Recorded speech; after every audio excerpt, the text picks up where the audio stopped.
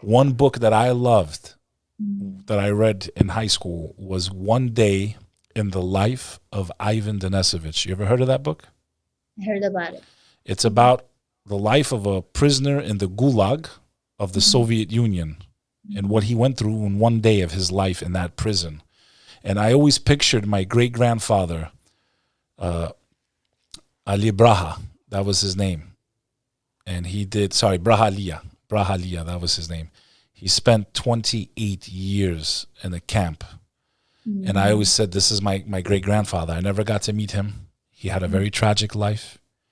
But this is the closest I'll have to knowing what his life was like.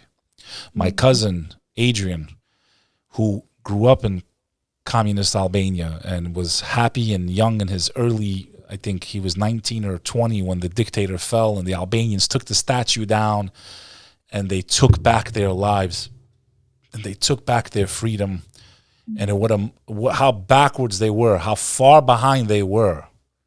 They've come a long way. They're doing much better. It's such a beautiful country. And God willing, I want to bring you there one day to speak to the Albanian people because they will love your story. And if anyone can feel that story, it's them. But one funny story my cousin told me was he had, Albania's on the coast and he was walking on the beach and I guess a Coca-Cola bottle had washed from either Italy or Greece. It came on the shore. So he found this as a young boy. And he was filling it with juice and he was showing oh my God, he has Coca-Cola. But when an adult found out, what are you doing with this glass? If they find you with this bottle, they're going to kill your dad. They're going to put him in jail, to be completely controlled. For the government to tell you had one pair of pants. They were starving half the time.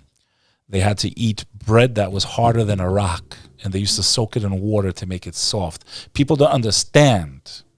Communism can never work because you will never work as hard as me. And I will never work as hard as you. But there is a social obligation in certain aspects. I agree that, a strong, powerful country should take care of those who are weak, not those that are lazy. But there should be some social responsibility and help, but there shouldn't be an overreach. Government should be as small as possible, in my opinion. The only thing I've only been upset with my country is sometimes I feel we go to war when we don't have to. That's about it. Sometimes I feel there's certain wars that we didn't have to go into and people died, not in our country, and other countries that maybe they lost their lives. I'm for peace. I've lost a lot of family in war, and I believe that should always be the complete last option if you are under attack. Bek Lover.